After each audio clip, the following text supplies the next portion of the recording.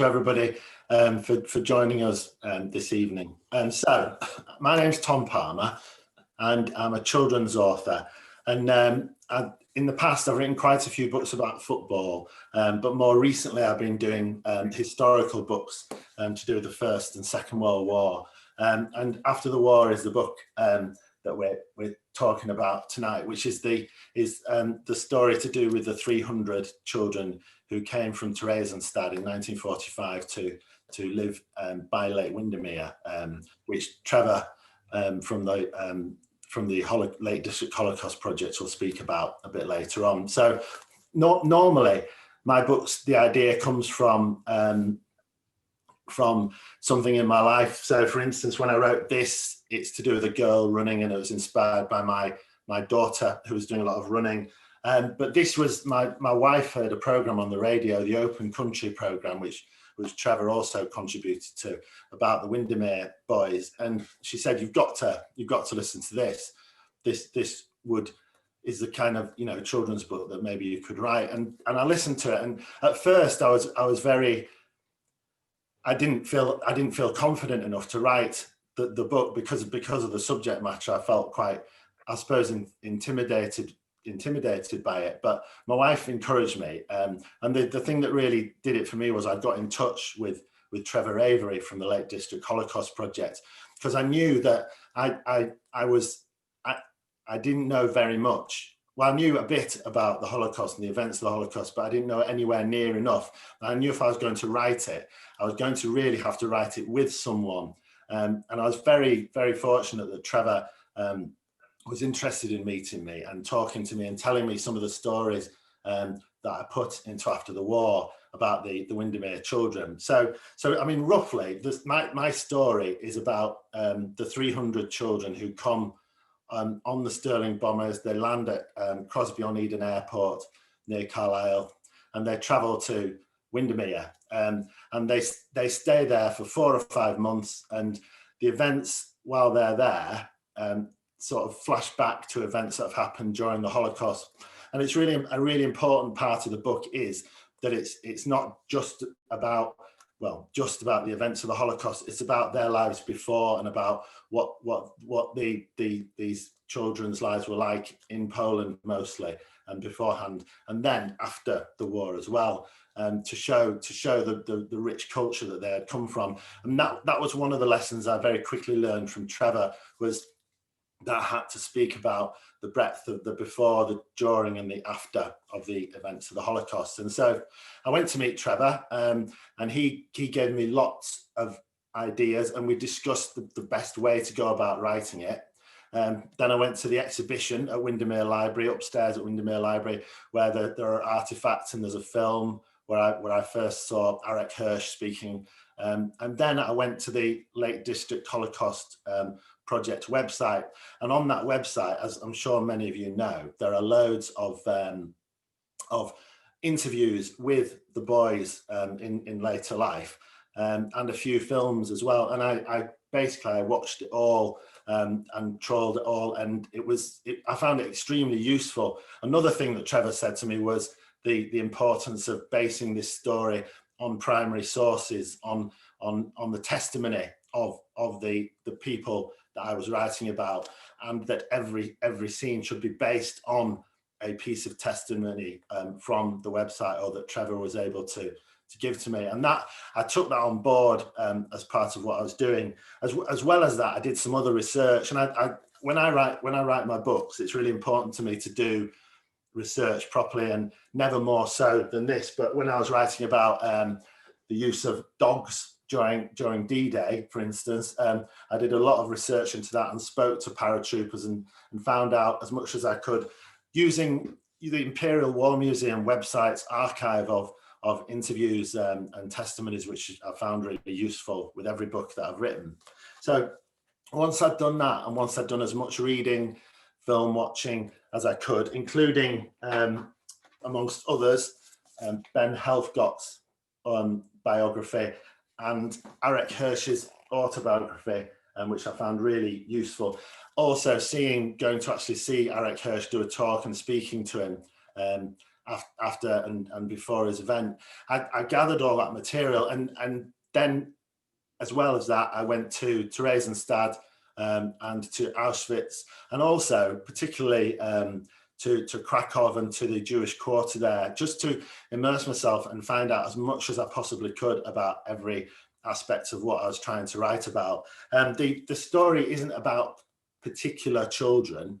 It's three characters that Trevor and I developed, and we made into composite characters based on the memories of several of the boys. But as I've said, each story in the book is based on the testimony of one of the boys. And then I made a plan, having done a notebook and filled my notebooks with everything all the background I needed. I also kept a scrapbook, and I found the scrapbook really useful, because I think when you're writing about something, it's good to have notes, it's good to have your ideas, and good to have your thoughts all in place. But I find visual clues very useful. So I gathered images of children that I could use as characters. I gathered images of Calgarth Estate, where they actually came to live. And I also, one of the most important things I think was a map. And I had a map of Windermere, and I went to all the places where scenes would have taken place, including one place which is you're not able to access because it's private land. So I canoed all the way down from Ambleside to actually be able to access that part of the beach where some of the children would have played. And I gather all that information in this to help get my facts right and to make sure I've got everything that I need. And one particular part of this book, this scrapbook, is really important to me. I was very lucky to meet. This is a family who lived on the Calgarth Estate when the boys arrived at Windermere. And the girl in the middle, whose name is Joyce, with a little dog Spot on her knee, they become characters in the story. I've been very lucky to spend time with them and to become a friend of Joyce, who's now a good friend of mine, and I've spoken to her, and she's given me, she's told me stories about what happened when the boys arrived, and her family actually becomes an important part of the story as a sort of a native family in the story. So I did all that research, and then I made a plan, and this was really important when I was talking to Trevor. I made a plan, and this is the plan, and it looks kind of slightly insane, but it's about 3 meters long, and each blue post-it note is a different scene. I went through this with Trevor to see which scenes he thought I could put in, and he actually identified 3 or 4 scenes that he thought were inappropriate to go in, because essentially I'd made them up, and we worked out and put in the right order all the scenes, and that became the plan for the novel. And then I wrote the book. And so Trevor helped me enormously with the research and with access to material, but he helped me plan it. And then when I'd written it, while I was writing it, he gave me extra ideas that I could put in, and guided me wonderfully. And going back to what I said at the beginning about confidence, about writing something relating to the Holocaust, my confidence grew because I trusted and knew and trusted Trevor would guide me, and he absolutely did.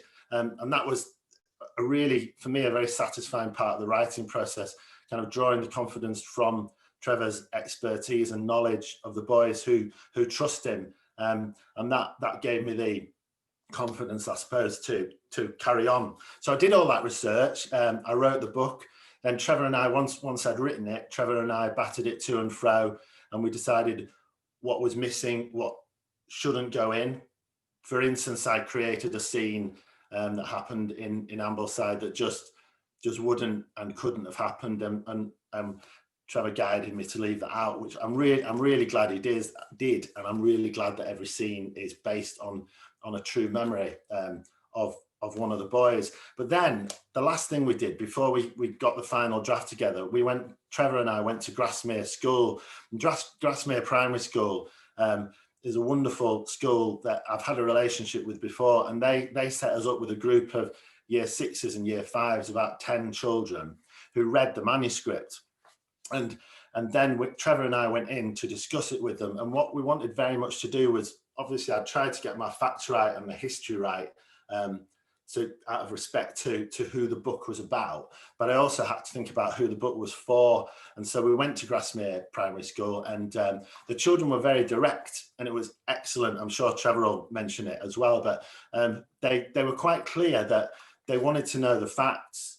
I'd kind of fudged, I think, some of the more difficult things and sort of held a lot back, but the children were keen to know. They didn't want to be overwhelmed with emotion or shocked or horrified, but they wanted to know the facts. They wanted to understand what a death march was and what a ghetto was. And so we listened very carefully to them and changed the book as a result of what they said. And that, with the wonderful editorial help of my editor at Barrington Stoke, that is where that is how the book came about. And then and I'll finish with this bit. Trevor and I, when the book came out, we went again to meet the children who'd helped us write the book, and we gave them all a copy of the book in a very COVID secure way in September 2 or 3 months ago, and presented them with the book. And that was a wonderful moment that they were able to know that they'd helped us with the writing of the book. And then the book was published, and so far it's done really well. It's sold faster than any of my other books before, and for me that's wonderful. And it's had some really nice reviews, and as well it's been nominated for the Carnegie Book Prize, which is a children's book award. So fingers crossed for that. But that's an introduction to how I wrote after the war, and there'll be loads of time after we've heard from Trevor and Helen for me to answer any of your questions. But for now, thank you very much for listening to my bit.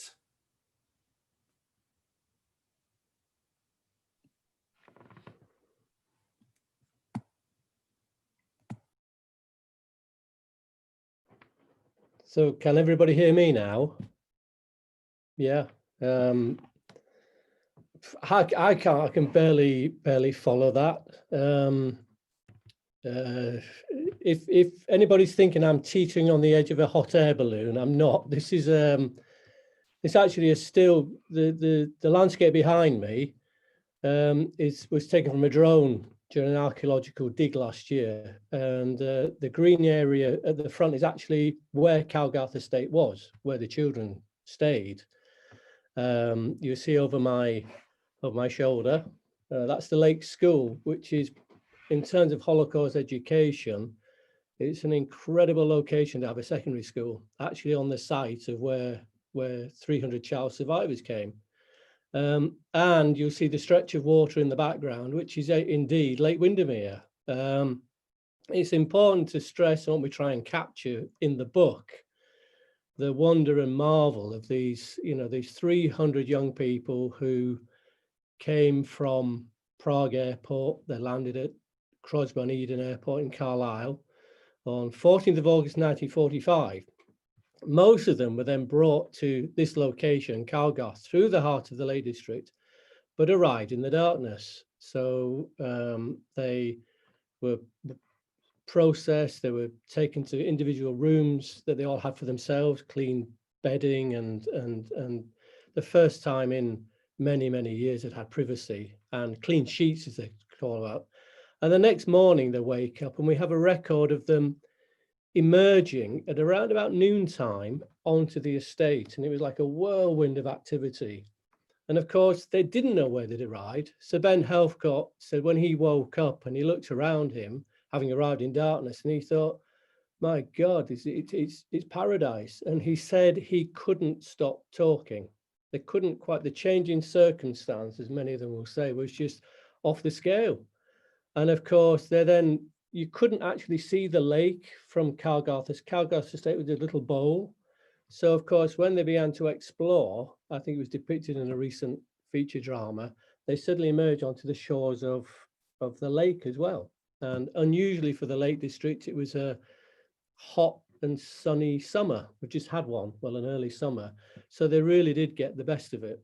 But it's fair to say that for many of the children, it wasn't a done deal that this was paradise. That from where they'd come from, there's a lot of insecurity, a lot of uncertainty as to actually where they were. They were indeed dropped into the middle of a white working class British community. And there'd been concerns by the carers, there were concerns about, would this work? They had advanced alerts to the fact that these children were full of energy. They had survived the camps. The guys themselves say we were a bit of a handful. And how would it work bringing 300? The youngest was 2-3 years old. The oldest were, well, supposed to be 15, but some were 16, 17, 18. Some had forgotten how old they were in the camps. Some had nothing to return to. At the end, they tried to go home and found either their families and communities had disappeared, and even some had threats against them. So they came back to Theresienstadt. So they arrived in the Lake District, and for some of them, one comment actually leapt out in my mind, that when one of them arrived here, he looked around and he was slightly frightened, because he said this was the vernacular brick-built military-style buildings, the prefabs. If anybody's visited Auschwitz, there's a remarkable similarity to those kind of buildings. There was a vernacular look to it. And of course, then the people still living there, well, some of them were workers at the nearby aircraft factory.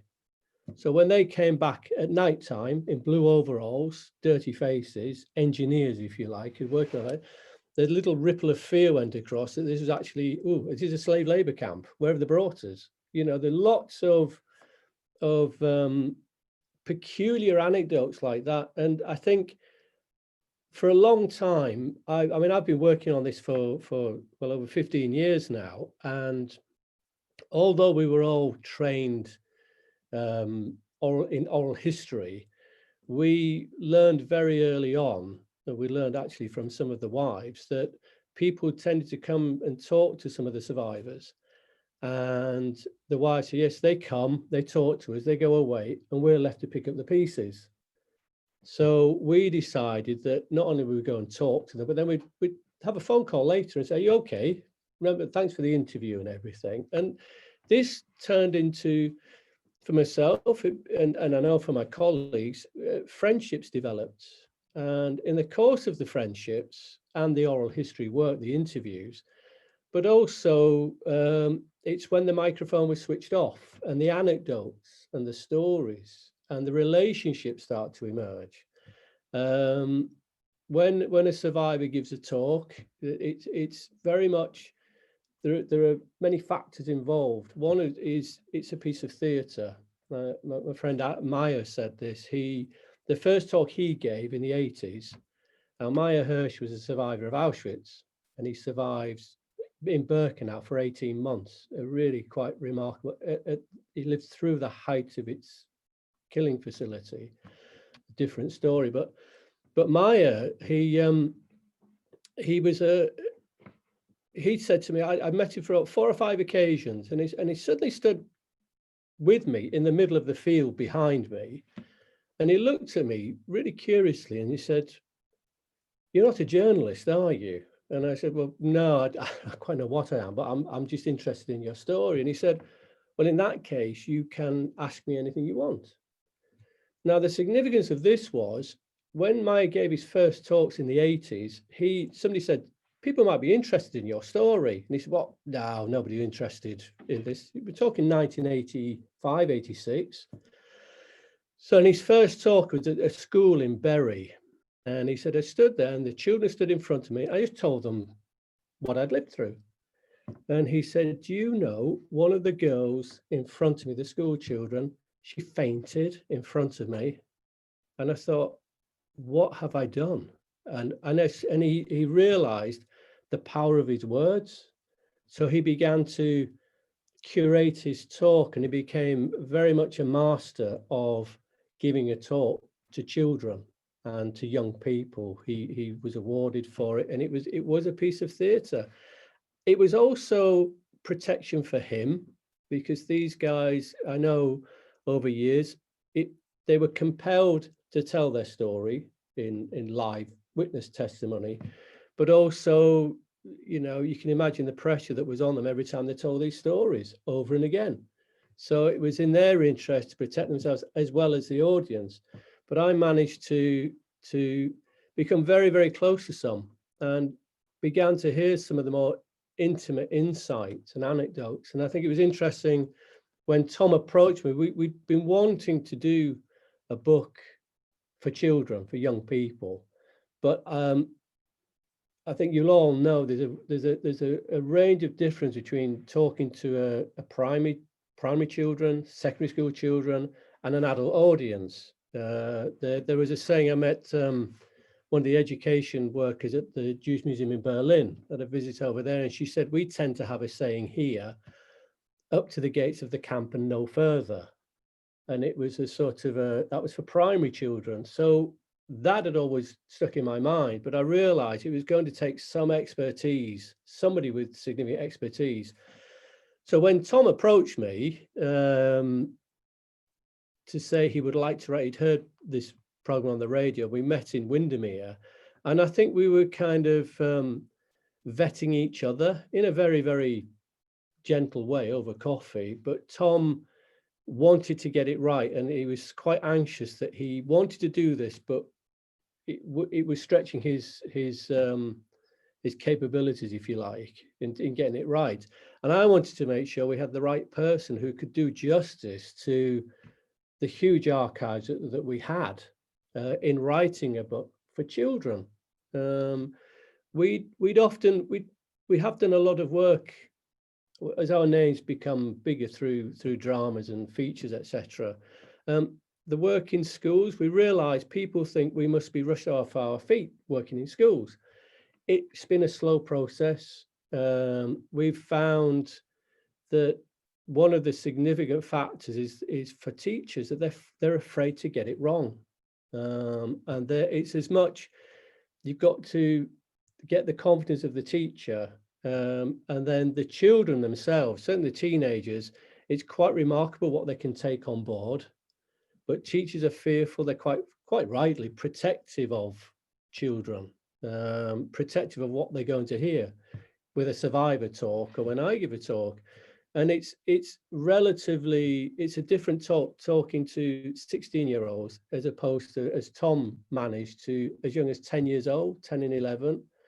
The youngsters really do want to know, the 10-year-olds, 11-year-olds, 12, but you just don't know how far to push it with them.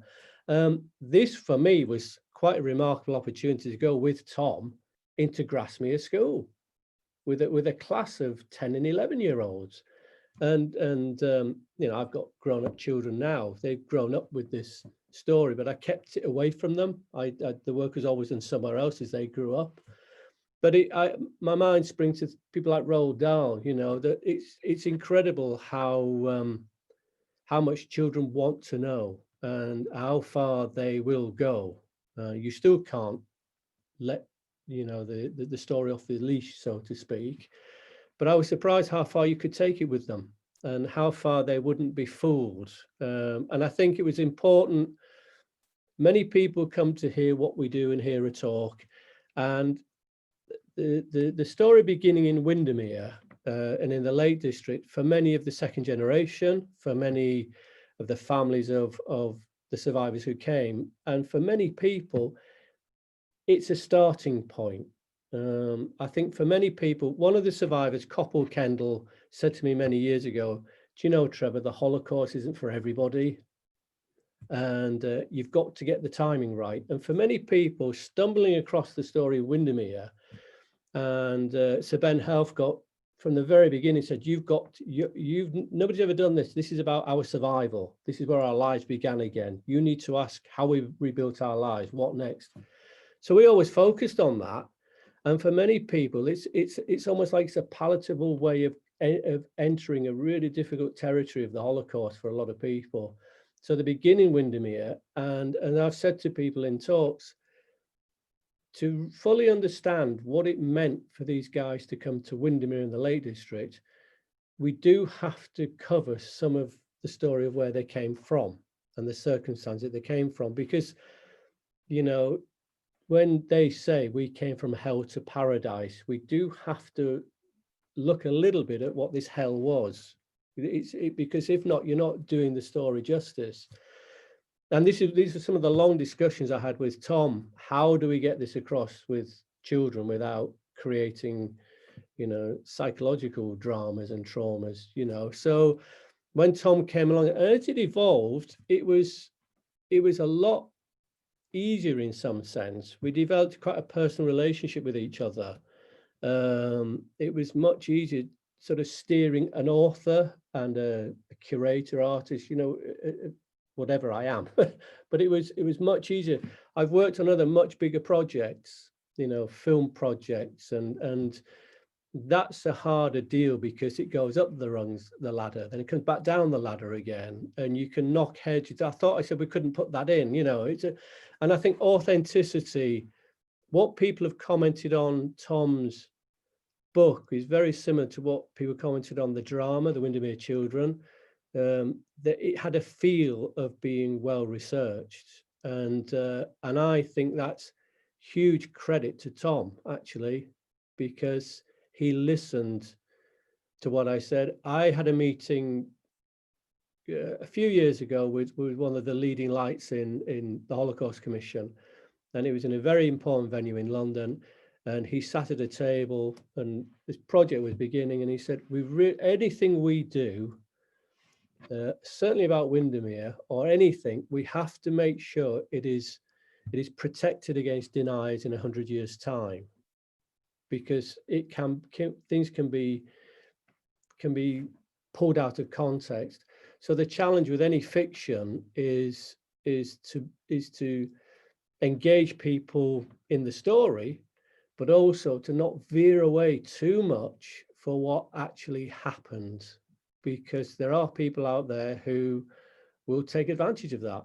Not simply nowadays, but we've got to think about the future. And so, I wasn't used to somebody coming to me and saying, I've done this, what do you think? I said, well, actually, I don't think we can say that. Okay, it's gone. It's that.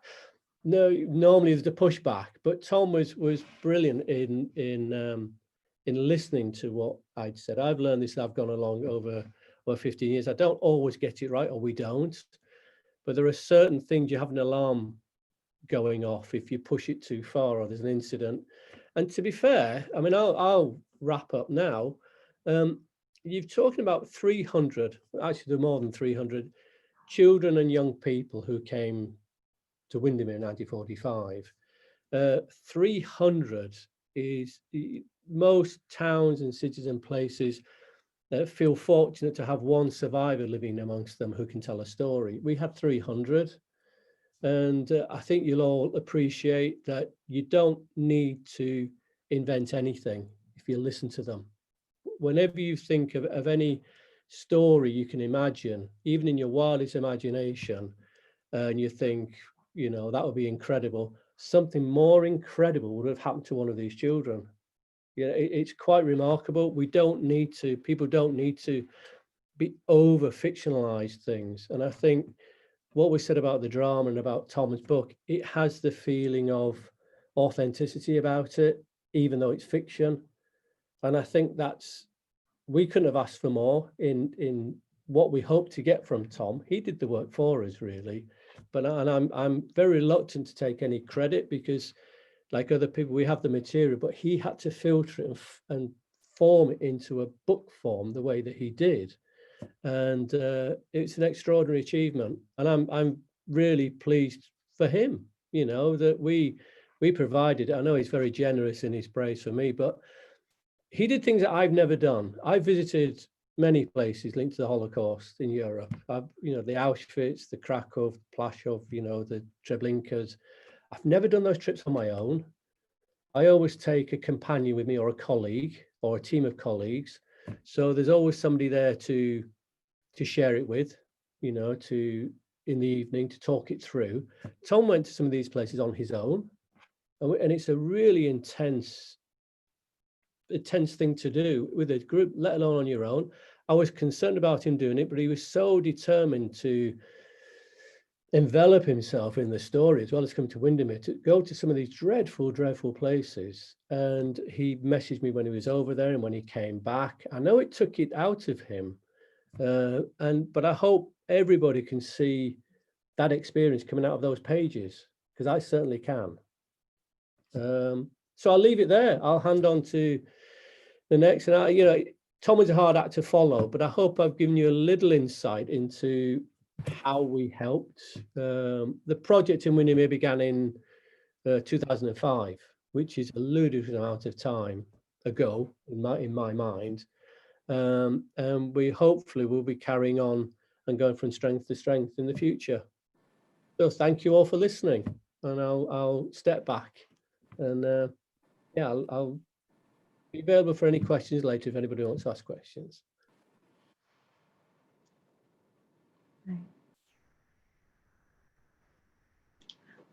Hi everyone, thank you, Trevor. Just before I talk to you a little bit about the work that we're doing with Tom's novel, just to kind of echo really where Trevor left off, for those of you that haven't read After the War yet, I would highly recommend it for all the reasons that Trevor just said. It's clearly very well researched, but also beautifully written. And it really is a very powerful novel, and I'm thoroughly enjoying working with it at the moment. So thank you to Tom for that. So I'm just going to talk briefly really about the work that we do at the centre, and then more specifically about the work that we're doing with Tom and the novel After the War, and then kind of give a sense perhaps of how teachers might use this with students, given what we know about teaching and learning about the Holocaust in schools. So I work for the UCL Centre for Holocaust Education, and we were established in 2008. We combine research into classroom needs with programmes designed to help teachers to meet those needs and address challenges that can arise when teaching and learning about the Holocaust. Now, as we're all aware, in the present climate, of course, things are very, very challenging for teachers and for all of those involved in education.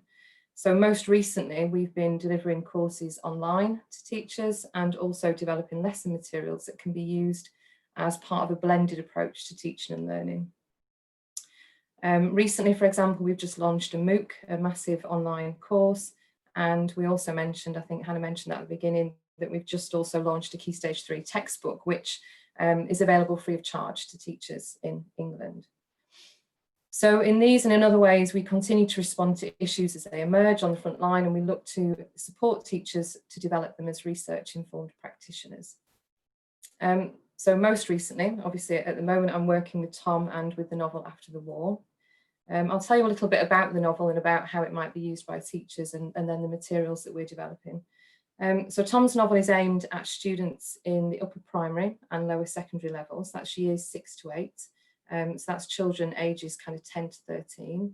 Obviously, Tom, please jump in if I'm not giving the correct information. And the publishers that Tom works with, Barrington Stoke, who he's mentioned already, they use features to ensure that their books are accessible both to the mainstream, but also to reluctant or struggling learners. So that's a really important feature of the book as well, I think.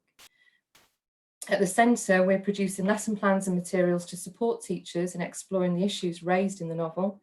And these materials will be for Key Stage 3 students, the lower end of Key Stage 3, in a range of subject areas: English, history, RS and citizenship.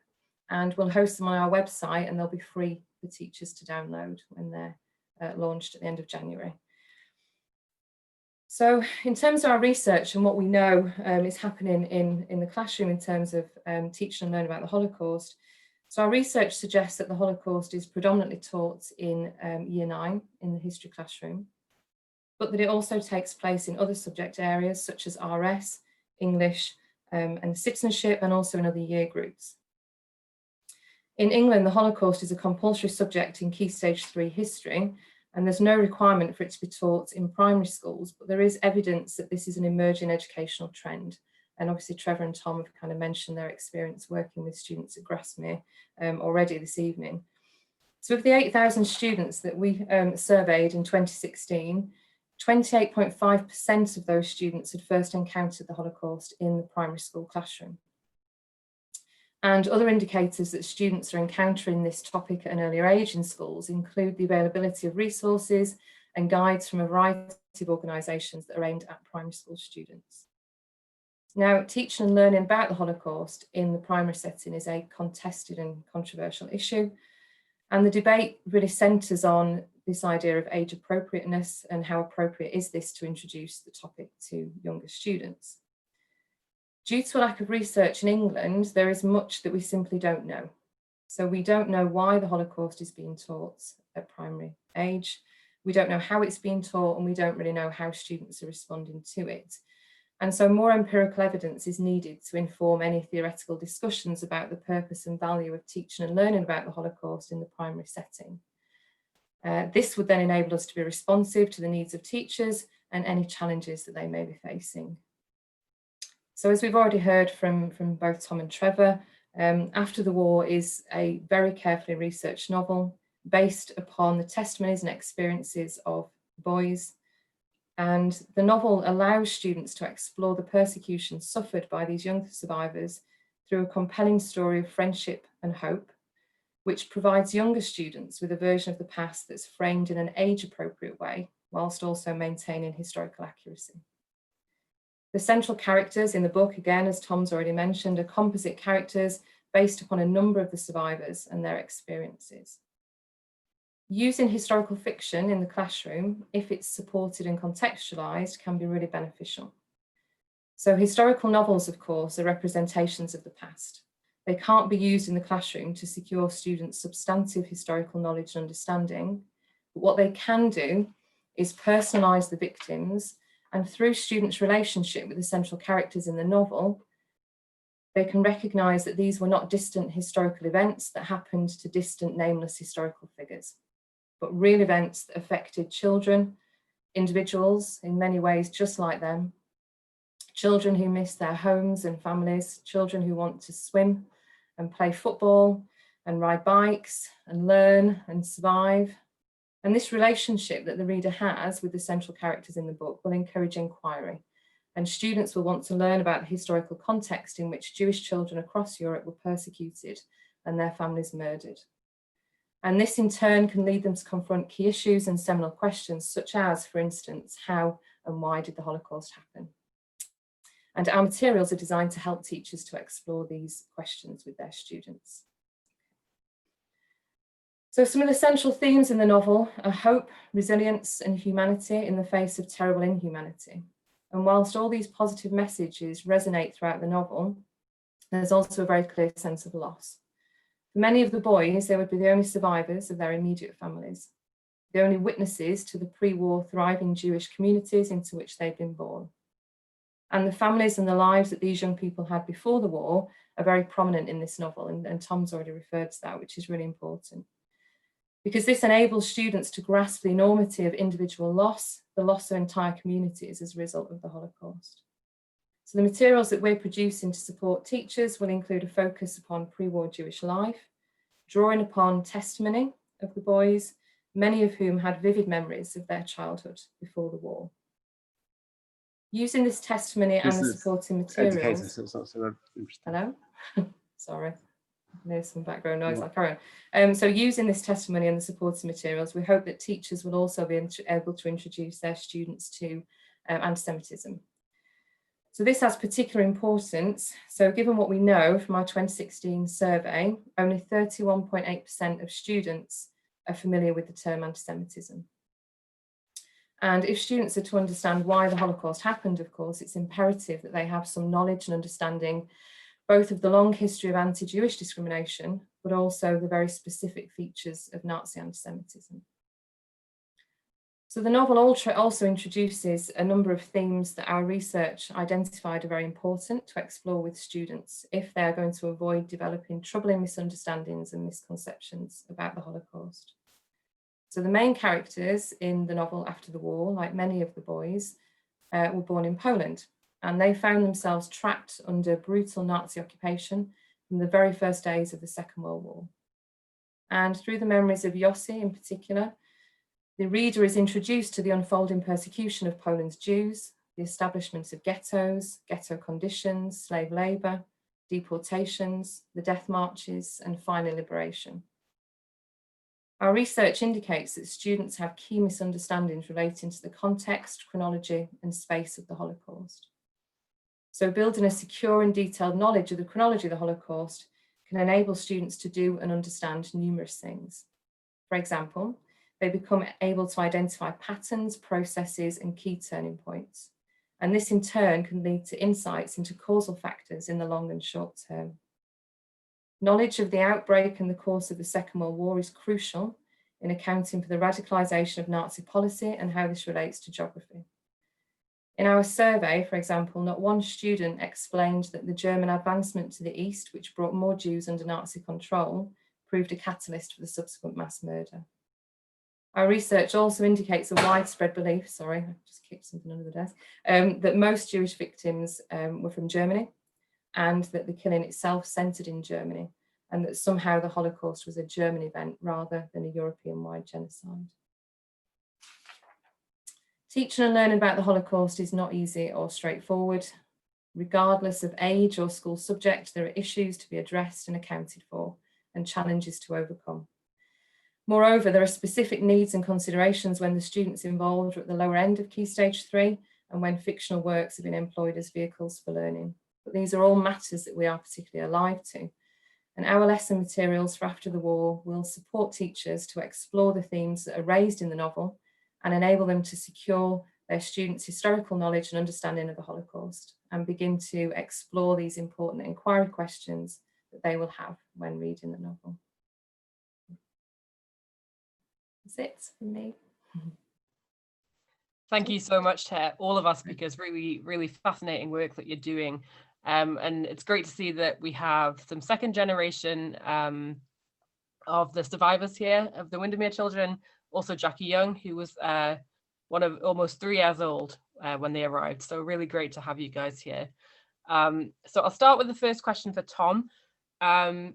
So will you be sticking to history writing generally, or do you think you'll kind of revert back to sports now you've done this project and really put so much of yourself and your time into it? Do you think you'll pursue this kind of area of history?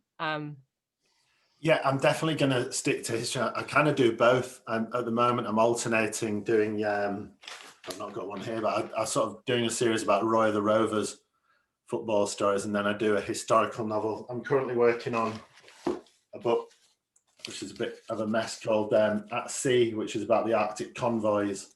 So similar period. And I do have an idea for another book related to Nazi Germany, but I've tried to start getting into it, but I don't think I'm quite ready to go there again for the minute.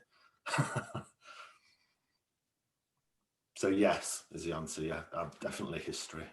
Great. Yeah, I can understand it must have taken a lot to.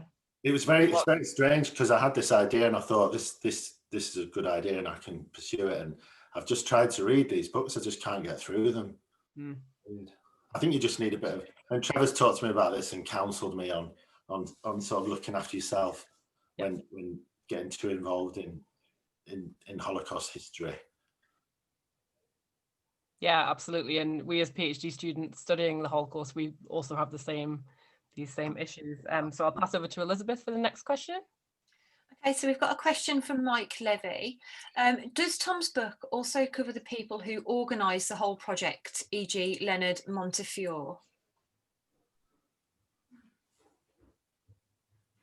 For me, I tended to focus mostly on the children, but some of the adults involved, there were adults there looking after them, but they were kind of on the fringes, really. There was a woman who lived on the estate who worked in the kitchens who was a character, but mostly they were fringe characters, and it was left to the children to get on with it. I don't know, Trevor, that was kind of, I'm not sure if we decided that, but that's the way it felt like it went. It's a chat. We actually, there is another book coming out in December, which was we showed Tom before it got here. It was written in 1947 by one of the carers who were there, Marie Paneth. She was featured in the Windermere Children. It was uncovered. We discovered it in archives in the US, and to our delight, the files, it was in the Freud archives, in the files, it said Windermere Reception Camp. So we asked them, well, what could we was asked what's in there, and they said, well, actually, there's a book, a draft of a book that was never published. And she describes, she was one of the team, she's an art therapist. She talks about Oscar Friedman. She talks about all aspects of it in Windermere. And it was quite a remarkable revelation on life in Windermere, life on the estate. And I think it's become a bit of a sort of it's almost like a trope where I think through the drama that many people think that when the children arrived at Calgarth, there was nobody living there, that the children arrived, and somehow the context of this community, there were possibly in excess of 1,500, 2,000 people living there, families, when who were all from the flyboat factory, when the children arrived to stay in the single person's hostels. And I think it was important for us, and that was written out of the Windermere Children. Simon did a terrific job, the writer of the film. It's an enormous amount of information about this Windermere story. So I think Simon Block, who with the Windermere Children, focused on the boys and Oscar Friedman and Marie Peneth and that setup. With Tom, it was much more because he was able to come to Windermere, I think, and we met some of the local families. It's interesting when you talk to the survivors. If you talk to Ike Alterman in Manchester or Ben or Eric Hirsch, when they talk about arriving in paradise, we tend to immediately think, oh, it's a Lake District, mountains, hills, lakes, you know, but actually theirs is the full package. It's food, plentiful food. It was the fresh air, of course, but it was also, you see it mentioned many times, the dignity. They were afforded dignity by the local population there. And I think it's important. It's one of the threads of and the challenges of the Windermere story. There are so many aspects to it. You know, they have the children, their story. You have the carers that brought them over, Oscar Friedman, Leonard Montefiore. That's a phenomenal thing in itself. You know, that we're beginning to. They say this book by Marie Peneth, Rock the Cradle, will be coming out soon. Then we can approach that side of it. But it's almost Professor Tony Kushner, for those who might know him at Southampton University, he picked up on this story in the very early stages, 12, 13 years ago. He came up from Southampton and he was captivated by it. His remit in Southampton University is Anglo-Jewish relations through history. So he picked up on these children coming and staying in this community.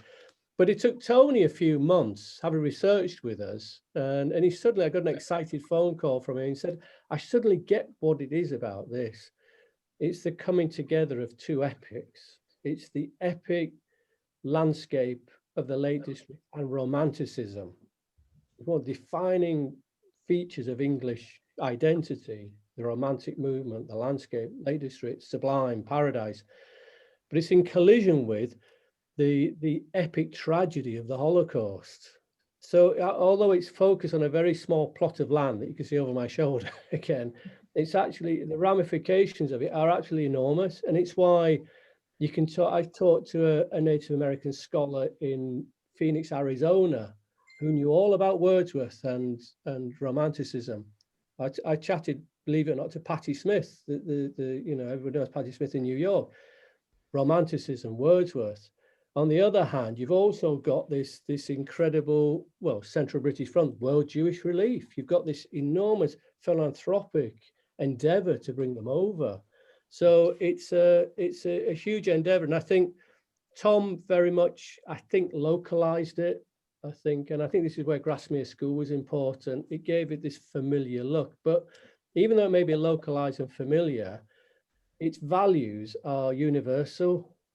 For us, it was important. Certainly, if you ever get the chance to meet the Brownell family, it was a welcome that they extended to strangers who arrived, strangers in need, arrived in this country, and this local community welcomed them. And I think those are some of the universals we need to really think about in today's world. And I think this is where some of the messages of Tom's book work really well.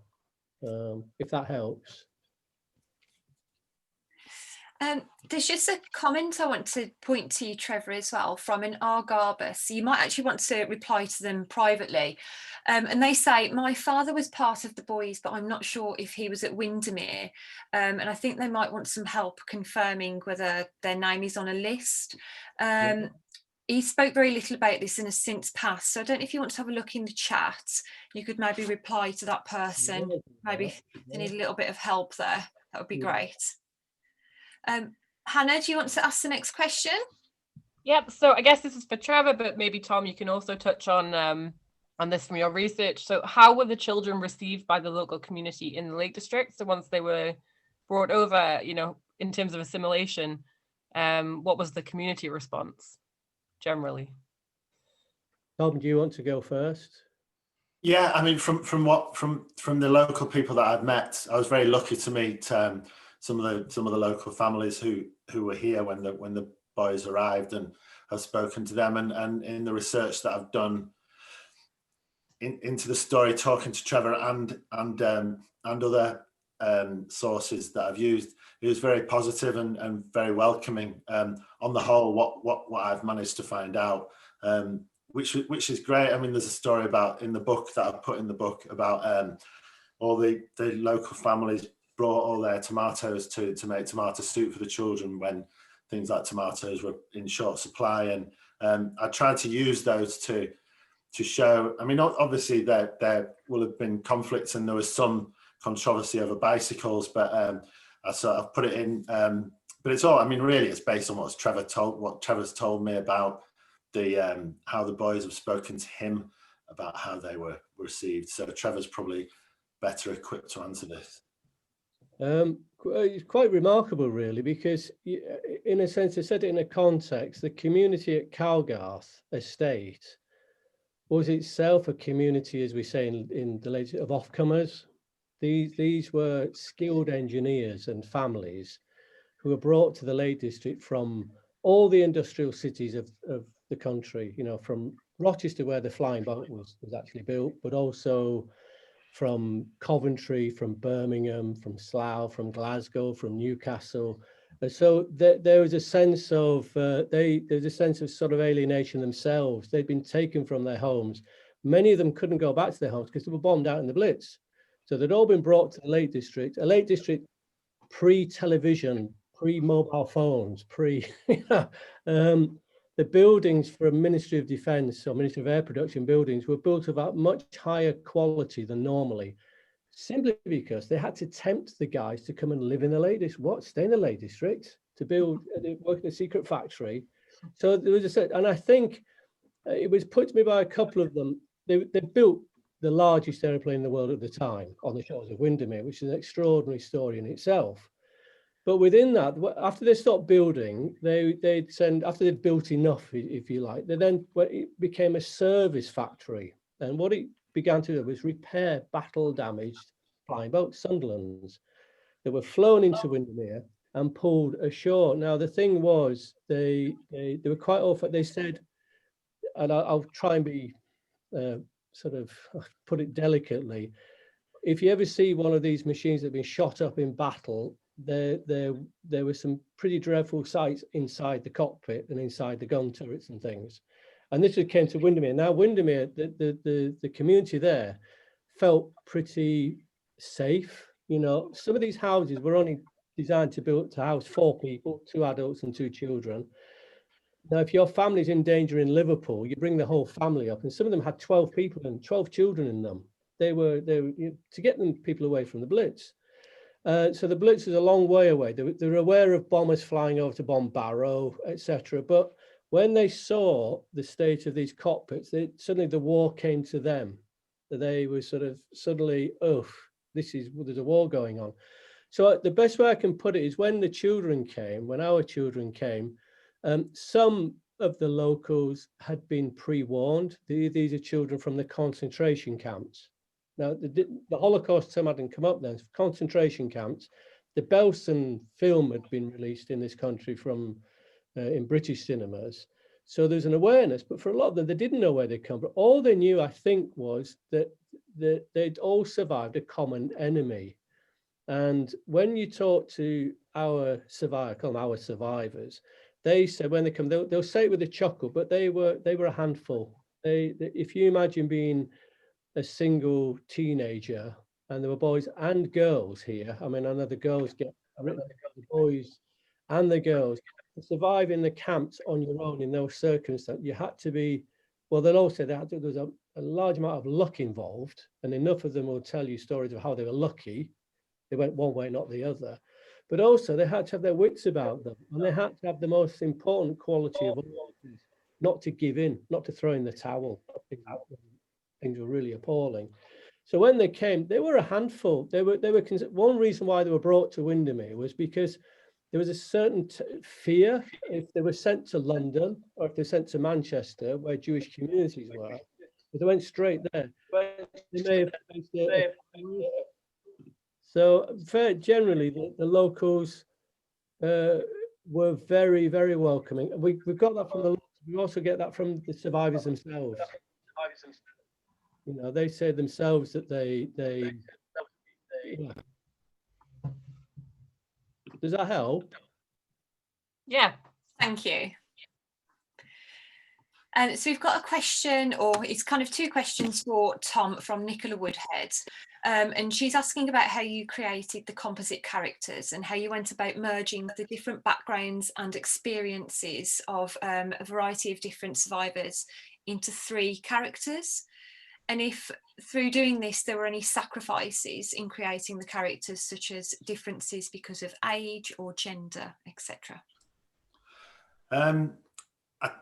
I suppose we chose, in the research I came across like 500 possible scenarios that I could put into the book, and I had to kind of whittle them down into 50 through the 3 main characters. I mean, Yossi is the main character, and it's his memories mostly that you go back to into the events during the war. But Yossi and then Mordecai is a much more devout character, and so I kind of took characteristics from characters from the testimonies who had more religious memories or things to say in their testimony, and then Leo was based on sort of more of a I suppose he was someone who took his opportunities and was more forthright as a character, and Yossi was kind of in the middle. So I kind of chose the experiences and the memories from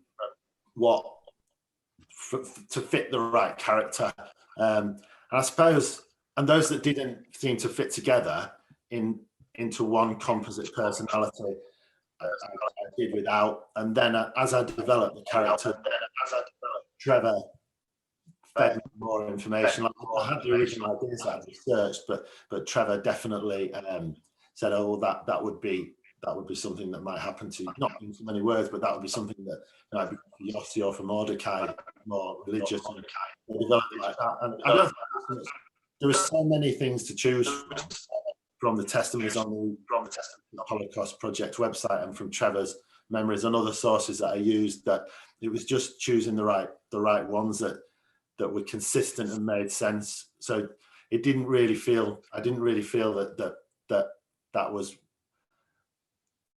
one of the difficult, there was lots of difficult parts, but that wasn't one of the more difficult parts. If that answers the question, sorry. Thank you, it does, thank you. So we've got another question, specifically sort of about the Lake District. Prior to the Windermere Children documentary, Tom's book, and kind of the more recent research that you've been doing about this, how well known was the story in Cumbria generally? I guess that's me. I came across it, and it was a chance conversation in 2005.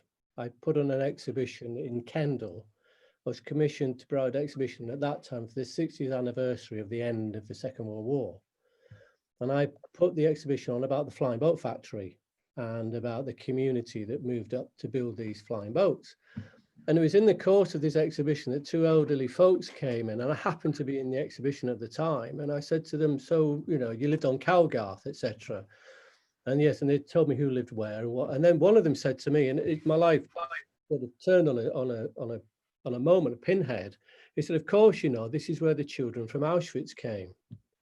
And I said, "Well, of course, I don't know what." You know, it was sort of like, "Oh yes, I remember them well." These coming in. So then I actually went to ask around locally, and I couldn't find anybody. And I found a historian in Milnthorpe. Oh, his parents had been doctors and looked after them. And I met a local BBC journalist. Oh, I knew something of this story, but it was actually not well known at all until I managed to reach into the local social housing scheme, which was Drummer Estate.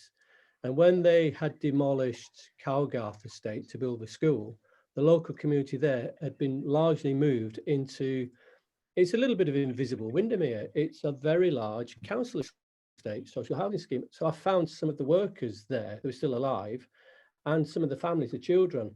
And then they would talk about the factory. And I said, "What about these children that survived the Holocaust?" And they would just, I think they found it difficult to broach. "Oh yeah." One or two would say, "Oh, it was terrible. We felt," my mother used to look after, they used to come in. It was an afterthought. And I think, as I said previously, I think for a lot of people, it was hard. It's a hard subject for them to tackle. It's quite awkward. It's difficult. And I talked to, the first person I spoke to was Sir Ben Helfgott. And Ben, "Oh, wonderful, Windermere, it was fantastic." And he put me in touch with, we call them the three amigos, but Maya, Jack, and Sam. And I met them in the Midland Hotel, weirdly, 15 years ago, a couple of days ago. And they came bounding into the Midland Hotel. And I thought, this is what I expected survivors to be like. They bounced in. I said, "So you were in Windermere?" And Sam, I think, would say, "Oh, Windermere, yes. Oh, my life started again. Don't ask me anything about what went on before. I won't tell you, but Windermere and afterwards." So we knew we were onto something, that the children, there was a slight, the Windermere group was becoming, it had its own sort of semi-identity way back in the 60s. They knew they'd been in Windermere, but they'd kept it within themselves. Similarly, the workers and a lot of the families who were there to welcome them had the story, but kept it within themselves. So the main job I did, I think, I didn't discover the story in the sense, I just brought the two stories together, and they've been sitting there. There is a constant. The Lake District had received kinder transport children before, you know, and I think there was when I talked to a local historian in the Lake District, "Do you remember these children? Anything about these children that came to Cowgarth Estate?" "Oh, they were kinder transport. It's all been done." I said, "No, I don't think so." You know, and I think there was a sort of a confusion around who they were. One of them said to me, "Oh, they were children on holiday from London." You know, there was lots of misconceptions. And even now, when I'm still waiting for somebody to tap me on the shoulder and say, you don't have to do it, it's been done. But actually nobody ever, it hadn't really looked closely into, I'd worked a little bit before I came to Cumbria. I'd worked a little bit with the Spielberg Foundation. I'd met survivors when I lived in the Highlands, so I worked in the museum, and I'd worked in the East End of London. And there's a family story connected to the Holocaust. I'm not Jewish, of the Jewish community or faith, but there was a connection with my father's. A friend of his was a guard at Nuremberg. I'd grown up with stories and such like. So I was attuned to it, I think. So when the story came, they were kinder transport, and I thought, no, I know the difference. These guys had been in the camps. So in a sense, no, it wasn't well known. It was, in fact, we've had the first documentary made with the BBC was 2010. And that was, I think, the orphans who survived the concentration camps. We thought that was the BBC one. We thought we've been doing it for 5 years. That would be the peak of this. And it's interesting because at that time, they rang me up from the BBC every evening for a week. And I had to prove to them that the story was true. We haven't heard it. Can you provide? And it really was, I think they thought we were pulling their leg. Somebody had told them in Manchester about these. So I had another document until in the end they committed to doing this, because they said, why haven't we heard it? And if you look at the Windermere children, even you listen to mainstream media in London, largely where it came from, data. We've never heard this story before. They've never heard this story before. It's something that I've often pondered. I think people don't look for this in the Lake District. I think that back to Tony's issue, and I think the biggest draw that we've had when we put the sign up in Windermere Library, we moved in 10 years ago with an exhibition. People from all around the world and everywhere, so they're coming to Windermere and they see this sign, you know, Lake District Holocaust, Auschwitz, Ambleside, children who came to, and that they're coming out of curiosity as much as anything. It's such an unlikely collision. But no, it's fair to say, if it had been well known, there wouldn't have been room for me to do it. You know, and at each moment, I think, I taught, again, the scriptwriter, Simon Block, at each moment when somebody says to you, no, it's already been done, that could have been a moment where I could have said, okay, I won't look any further then. Or somebody says, you know, oh, they were kinder transport, but something about it didn't feel, no, that's not right, because I was bringing some experience with me to think, no, this doesn't ring true. It's well known now. For the first time, I've been contacted by the media recently. We're going to be on a major BBC One show soon, and for the first time, they contacted me. We want to do a feature about the Windermere children, the story of Windermere. And I said, well, it's 300 children that came to witness. They said, no, we know it. It's known now because of the drama.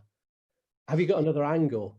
So after 15 years, I can almost lay to rest the fact that I don't have to sort of tell the story, but it is interesting. I think at some point in the future, I know Tony Cush is fascinated with it, somebody will be able to look back and wonder how it remained sort of lost for 60 odd years. And it was, and even now, I still, it's for somebody one day will be able to answer that.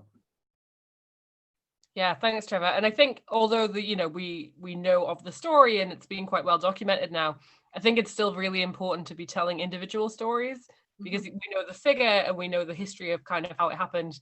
But these individual stories, these are the things that we need to be telling. And I think that's what your project's doing a really good job of. And Tom's book, for instance, has really taken inspiration from. Elizabeth, I'll pass over to you for the next question. So I've got a question here for Helen. Are there any plans to adapt the materials that you're developing for a Key Stage 2 Year 6 audience? So, I mean, all the materials that we're working on at the moment with Tom are going to be pitched for lower end of Key Stage 3, so years 7 and 8. But obviously, you know, we're aware that obviously Tom's readership with his other novels is quite often students in Year 6. And I've seen quite a lot of discussion on Twitter from teachers that, you know, it's clearly being read by Year 6 students. I'm very aware of that. I mean, the remit for us at Centre is to work with Key Stage 3 and above, and certainly that's where our funding comes in, because of the statutory requirement to teach about the Holocaust at Key Stage 3 in the history classroom.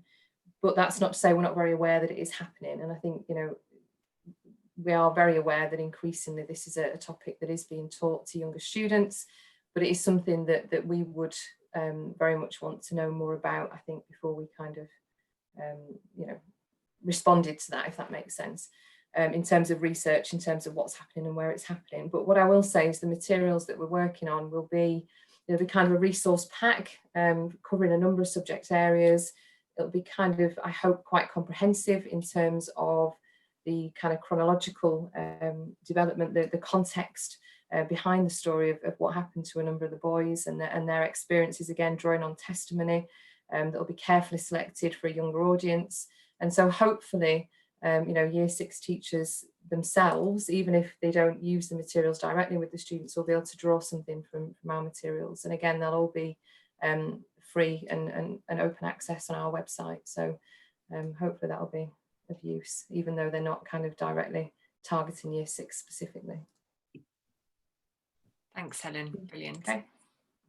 So we've got another question for Tom in terms of the setting. So how do you think the setting of the Lake District is important for your, you know, for your novel? How important is the kind of the landscape and the setting for you?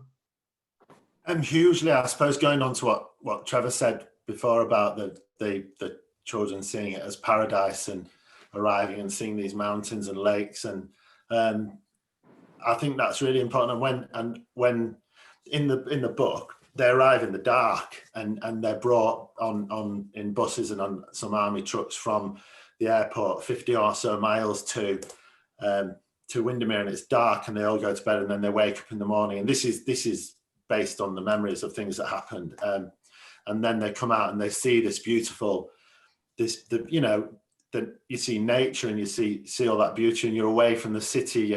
But then Trevor has spoken to me about how a lot of the concentration camps were away from the cities, in rural places, sort of semi-permanent buildings, and so that created, I know in some of the boys, some anxiety, and I put that into the story as well, and so it's there's two sides to it, I suppose, to its setting. But I suppose I mean, personally, I love the Lake District, and that's why my wife said I should listen to it, because the Armistice Runner, my other book is about fell running in the Lake District, and it's a place I like describing and like going to research books, to be honest, as well.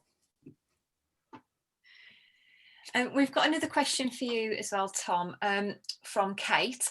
Is all the dialogue invented, or do the testimonies or the bits that the characters speak, are they lifted directly from testimony? And presumably none of the children spoke English, but I know that they were taught some English once they were there. So how did you decide on which words to give them to speak? These are really hard questions. I suppose the dialogue is invented. The scenes, the events, and the testimony, and I will have picked up dialogue from the testimony, but I invented it, and but it's very much drawn from what they said to me, and then I tested it obviously on Trevor. And the fact they all speak in the book, they're all speaking in English, but they would have been speaking in Polish largely. And one of them makes a big point very early in the novel. He's learning English. He's reading newspapers, and then you have a few sort of those conversations where they talk to the locals, and you have the misinterpretations and the learning of words to show respect to the people who they're living with, who are helping them. So but on the whole, it's the dialogue was invented. Would you agree with that, Trevor? I mean, there's aspects from the testimonies, but we had to invent it, didn't we? Yeah, I can recognise some of the phrases. Yeah, that are used. I mean, it's important to stress, because I chatted to one of them recently, and I think of them now as, you know, Sam from Manchester, right? From Manchester. I forget. yeah. They're friends in a sense, but when they came, the vast majority couldn't speak English, but they were multilingual already from living where they were. So English, but I remember they were being taught. One of them told me they were climbed onto the aeroplane in Prague, and some people were brought with them to help them as translators. And when they climbed on the aeroplane in Prague, this chap said to them, when you arrive in England, you need to know one word, and that is sorry. So he made them all say, sorry, sorry. He said, right, no matter what you get up to when you get there, just say sorry, because the English love it and they'll forgive you. And that's kind of how, but when they came, one of them, remarkably, they were put in front of an awful lot of cinema. There was cinema, they watched movies at Calgarth, but also in the cinema in Windermere, which is now a framing shop, with the cinema there. And we even know they watched Seahawk with Errol Flynn. They watched, there was a Battle of Alamein Tobruk film. We even know what they watched. And quite remarkably, within 3 weeks, one of them had left the cinema, and he said, I must have looked crazy because I was jumping up and down on the pavement in Windermere because I'd understood every word that had been said in this cinema, and they were taught English. They seemed to have wanted very much to learn English very quickly. There was an eagerness and a hunger. Sir Ben Helfgott said to me, because they'd been denied books and a sort of civilization, if in a sense, for 4 or 5 years. We were absolutely hungry to learn. You know, we were deprived of learning, and it was a story that he used to make my son, who was growing up as a child at the time, Ben. I always knew when Ben was on the phone to him, because my son would say, I don't like school, and Ben would then give this really friendly lecture about, you'd miss it if you didn't have it, you'd miss it if you didn't. So they grew up with this intense need to learn. One or two of them did have family in Britain and could speak a little bit of English, but very, very few of them could. But the urge to learn. In fact, Marie Pennett, who was the one who came to Windermere to be an art therapist, psychotherapist in a sense, an art therapist, she was taken off those duties quite early on, after a few weeks, because she was put on to teaching English. Now, she was an emigre from the 30s, from Austria, but she was the one set on duties teaching them English because they were so desperate to learn English. And as one of them said, if she was the one of the second generation jokingly said to me, if she's the one that taught my father English, she's the one to blame, because he sort of laughed. But Marie, there was a real hunger to learn English. They weren't going to go back, I'll put it like that. And some of them had tried to go back, and it wasn't a great reception. I think another thing with listening to them telling their stories, if you listen on the LDHP website, you can listen to them telling their stories when they're talking about the events of their childhood. I think, probably thinking about it, I drew their voices from and they do, you know, when someone reports a conversation, I probably drew it just from immersing myself into that as well. Thanks, guys. So we've got a comment from Susan Beaumont. She says her dad Bob was one of the Windermere boys, and she said that the kindness of the people looking after them in Windermere turned them into human beings again. I just thought that was a really lovely comment. We also have a comment from Mike Levy. He's writing a book on the rescue of child refugees from 1937 to 46. So if anybody has any information, if they could contact him, that would be great if there's anything to share.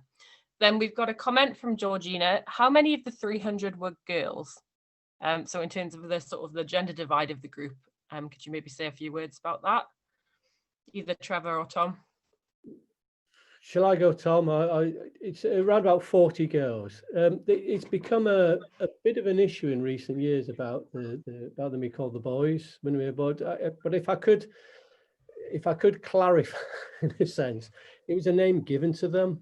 That they were at a gathering in London, and one of the carers who was in charge of them, as they were, the guys were late coming into this event, and as they came in, this friend of theirs, she said, "Oh, here they come, my boys, here come the boys," and they took that name on. But it wasn't. I do the sensitivities now, and it is one. I think they're a powerful group. You know, the teenage boys. They were the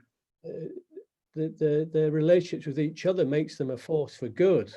You know, and this is what's known in hindsight. One of the best remedies they had for where they were was each other. But within that, there were small children there. People are surprised. I know Jackie's with us. I don't know if Jackie's still with us this evening, but he was one of the small children here, small 3-4-year-olds. We've got photographs of those. But also there were girls, and one of the closest friends we had was Minia J. Minia was a phenomenal survivor. She miraculously escaped a selection by Mengele, which is a different story. But I said to her, "How do you feel about being called a boy?" You know, and she said, "Oh, it is an honor to be a boy." Now, if you've met her, it was just a remarkable moment. But yeah, there were 42 girls, and the girls' stories, I became very close to Minia, but the way that we worked, in a sense, my colleagues tend to be, my women colleagues were the ones who would go and interview the women survivors. It's a slightly different approach, slightly different story. Not that I've ever felt any less able to talk to them, but it's a slightly different story. There was one wonderful one, which I don't know if can't remember if it was Tom's, but where a little girl was picking flowers from Cowgarth, and she went over to the hostel. There's a hostel where all the girls stayed, and she went over to the hostel and she held up this bunch of flowers to the open window, and one of the girls' hands came out and took the flowers from her. But the girl said, but we didn't see the girls as much as we did the boys. They weren't around as much. So I know Minia wasn't. I think the thing to remember most of all about these guys, the other side of it, is how unwell many of them were. The photographs of the guys there, as said to me, these are the healthy ones. We now know that at least 15 of them ended up in very, very ill in hospital here, from Grange over Sands to Blencathra to, you know, they were very ill, and I think they reckon around about 60 to 80 needed medical attention. And now amongst that, we kind of get the feeling that quite a number of girls were amongst that group. So they're not hugely visible in the story, but they are there. And we have interviewed those that we could.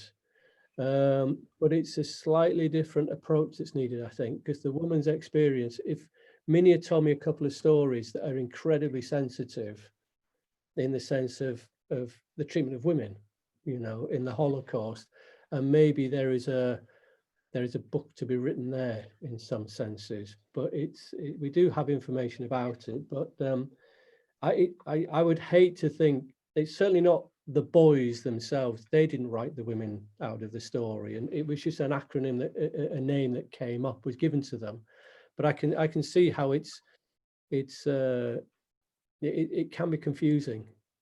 So it's significant. About a fifth were girls, women. Thanks, Trevor. That's really interesting and really important to know the kind of that you're considering the different aspects of gender and the different experiences that girls might have had as well. So thank you for that great answer. Right, so I'm a bit aware of time, so I think we're going to call an end to the session here so we can all get on with our evenings. But on behalf of the British Association for Holocaust Studies, I would like to say a massive thank you to Tom, Trevor and Helen. It's been such an interesting session. I hope you all agree. And it's really wonderful to see how Tom's book is being used as such a fantastic and useful resource, especially within primary schools as well. As a lot of resources are generally aimed at secondary school age students or adults. It's also wonderful to learn more about what went on in Windermere and how the project is helping to raise awareness of the boys and girls, and hopefully to spread further awareness and education of such a wonderful project. So yes, I'd just like to say thank you again and good night. What we'll do is we'll send the link for the recording out shortly, so you'll be able to have access to that again afterwards if you've missed anything. Thank you very much. Thank you for having us. Thank you, everyone. Yes, thank you. Good night. Good night. Cheers. Thank you.